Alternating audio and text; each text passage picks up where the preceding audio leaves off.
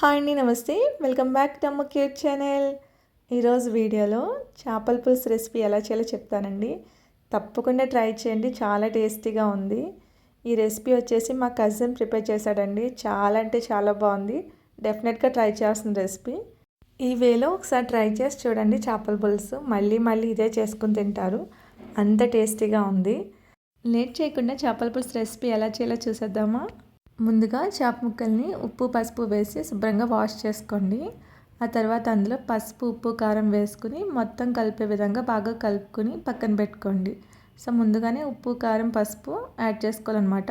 దానివల్ల చేపల పులుసు టేస్ట్ అనేది బాగుంటుంది. ఓకేనా. సో ఈ విధంగా మొత్తం కలిపిన తర్వాత మూత పెట్టి పక్కన పెట్టుకోండి.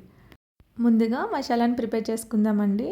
చిన్న మిక్సీ జార్ తీసుకుని అందులో 3 స్పూన్ల వరకు ధనియాలు వేసుకోండి. నెక్స్ట్ 1.5 స్పూన్ వరకు జీలకర్ర కూడా వేసుకోండి. గసగసాలు 1.5 స్పూన్ వరకు వేసుకోండి. 4 లవంగాలు, హాఫ్ టీ స్పూన్ వరకు మెంతులు కూడా వేసుకోండి. అందులోనే కొద్దిగా అల్లం ముక్కలు, అదేవిధంగా ఒక పెద్ద వెల్లుల్లి రెబ్బలు కూడా వేసుకోండి. ఓకేనా. ఒక పెద్ద వెల్లుల్లి అయితే సరిపోతుందండి. ఈ విధంగా వేసుకున్నాక ఒక పెద్ద ఎండుమిర్చి కూడా ముక్కలు కింద చేసుకుని వేసుకుని మెత్తగా మిక్సీ పట్టుకోండి కొద్దిగా వాటర్ వేసి. ఈ విధంగా మిక్సీ పట్టిన వాటిని చిన్న బౌల్లోకి తీసుకుని పక్కన పెట్టుకోండి. ఇందులో మెంతులు అదేవిధంగా ఎండుమిర్చి వేయడం వల్ల పులుసు టేస్ట్ అనేది చాలా బాగుంటుందండి. అసలు స్కిప్ చేయొద్దు. ఓకేనా. నెక్స్ట్ 5 మీడియం సైజ్ ఉల్లిపాయలని చిన్న ముక్కల కింద కట్ చేసుకుని ఉంచుకోండి. అందులో ఒక పెద్ద టమాటాని కూడా చిన్న ముక్కల కింద కట్ చేసుకోండి. వీటిని మిక్సీ జార్లోకి వేసుకొని మిక్సీ పట్టుకోవాలన్నమాట. ముందుగా టమాటా ముక్కలు వేసి బరకగా మిక్సీ పట్టుకోండి. ఈ విధంగా మిక్సీ పట్టిన తర్వాత ఆనియన్స్ కూడా వేసుకుని వాటిని కూడా బరకగా మిక్సీ పట్టుకోండి, అందులోనే టమాటాతో పాటు. ఆనియన్స్ మీరు తీసుకునే చేప ముక్కలు బట్టి క్వాంటిటీ వేసుకోవాలండి. సో ఆనియన్స్ ఎక్కువ వేసుకున్నా కూడా చేపల పులుసు అంత టేస్టీగా ఉండదు. ఇక్కడ నేను ముక్కలు ఎక్కువే వేస్తున్నాను కాబట్టి ఒక 5 మీడియం సైజ్ ఉల్లిపాయలు అయితే తీసుకున్నాను. ఓకేనా. నెక్స్ట్ వచ్చేసి అదేవిధంగా పచ్చిమిర్చి కూడా చిలికల కింద కట్ చేసుకుని పక్కన పెట్టుకోండి. ఓకేనా. నెక్స్ట్ కడాయిలో ఆయిల్ వేసుకోండి. చేపల పులుసుకి ఆయిల్ ఎక్కువే పడుతుందండి. ఆయిల్ బాగా హీట్ అయినాక ఒక రెమ్మ కరివేపాకు, 5 పచ్చిమిర్చి చిలుకలు వేసి ఫ్రై చేసుకోండి. ఇవి బాగా ఫ్రై అయిన తర్వాత ఆనియన్ టమాటో పేస్ట్ వేసుకుని బాగా ఫ్రై చేయండి. మంటని హై ఫ్లేమ్లో పెట్టి ఆనియన్ పేస్ట్ని ఫ్రై చేస్తూ ఉండాలన్నమాట నాన్ స్టాప్గా. ఓకేనా. సో అడుగంటే ఛాన్స్ ఉంటుందండి. సో అక్కడే ఉండి మీరు ఆనియన్ పేస్ట్ని బాగా ఫ్రై చేస్తూ ఉండాలి. ఒక 10 మినిట్స్ పాటు మంటని హై ఫ్లేమ్లో పెట్టి ఫ్రై చేస్తూ ఉండాలండి. ఓకేనా. సో ఈ విధంగా ఫ్రై చేస్తూ ఉండాలి నాన్ స్టాప్గాన. సో నేను మొత్తం చూపిస్తున్నానండి ఎంతవరకు మేము ఫ్రై చేస్తామన్నది. ఓకేనా.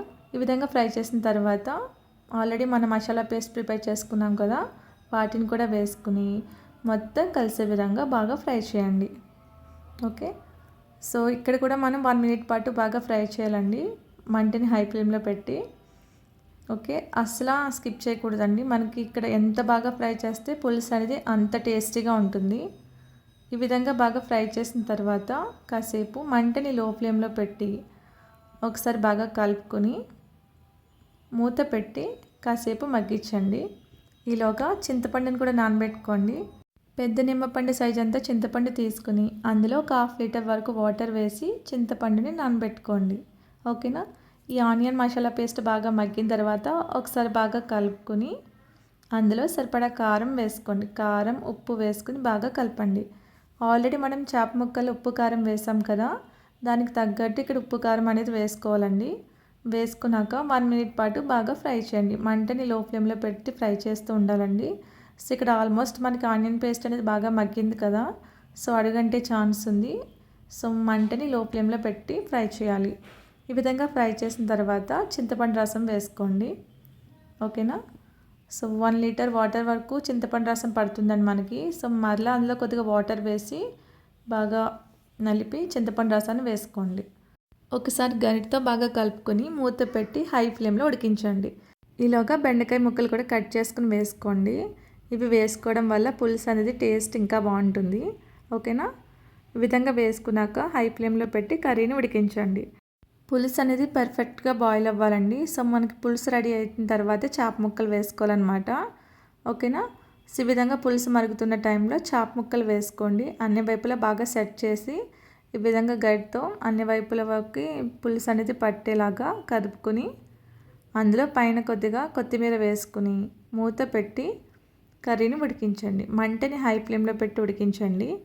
ఒక 8 మినిట్స్ తర్వాత మూత తీసేసి గరిటె లేకుండా కర్రీని ఈ విధంగా కుదపండి. సో గరిటె పెడితే కనుక ఫిష్ ముక్కలు అనేవి విరిగిపోతాయండి. సో గరిటె లేకుండా ఈ విధంగా బాగా కలపండి. ఓకేనా? ఇలా కలిపిన తర్వాత మీకు ఉప్పు కానీ కారం కానీ సరిపోకపోతే ఒకసారి టేస్ట్ అనేది అడ్జస్ట్ చేసుకోండి. ఒకసారి చూసుకుని ఉప్పు కానీ కారం కానీ పడితే కనుక వేసుకోండి. ఆ టైంలోనే వేసుకుని ఒకసారి ఈ విధంగా బాగా కలుపుకుని మూత పెట్టి మీడియం ఫ్లేమ్లో కర్రీని ఉడికించండి. ఓకేనా? ఈ విధంగా మరొకసారి మధ్య మధ్యలో చెక్ చేస్తూ ఉండండి.